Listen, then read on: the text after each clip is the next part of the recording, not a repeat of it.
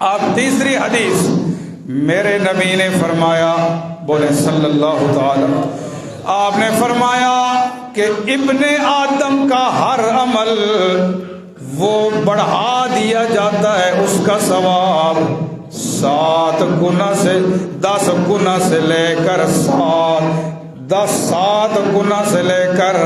10 گنا تک وہ بڑھا دیا جاتا ہے، اور 700 تک بھی بڑھا دیا جاتا ہے۔ اللہ کریم نے فرمایا مثل الذین ينفقون اموالهم فی سبیل اللہ کمثل حبۃ انبتت 7 سنابل،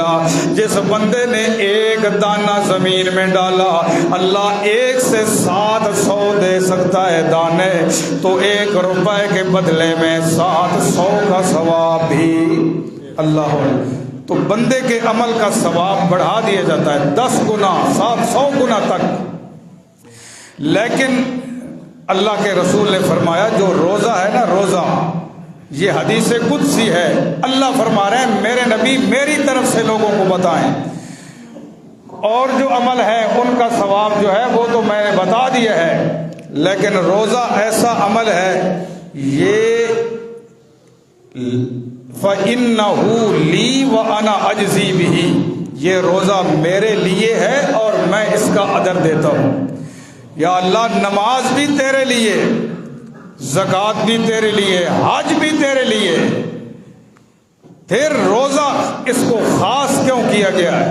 علماء نے لکھا ہے وجہ یہ ہے کہ روزے میں ریاکاری نہیں ہو سکتی۔ روزے میں یہ روزہ بندہ جو رکھتا ہے محض اللہ کی رضا کے لیے رکھتا ہے، تو اللہ فرماتے ہیں پھر بدلہ بھی میں ہی اس کو عطا کرتا ہوں۔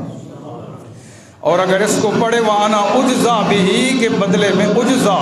بدلے میں میں آپ اللہ اسے مل جاتا ہوں، اس کے حصے میں آ جاتا ہوں۔ اور میرے نبی نے فرمایا وَلَا خَلُوفُ فَمِ الصَّائِمِ أَطْيَبُ عِندَ اللَّهِ مِنْ رِيحِ الْمِسْكِ، روزے دار کے منہ کی بو جو ہے اللہ کے ہاں کستوری سے زیادہ خوشبو والی ہے۔ لیکن روزے دار کون سا؟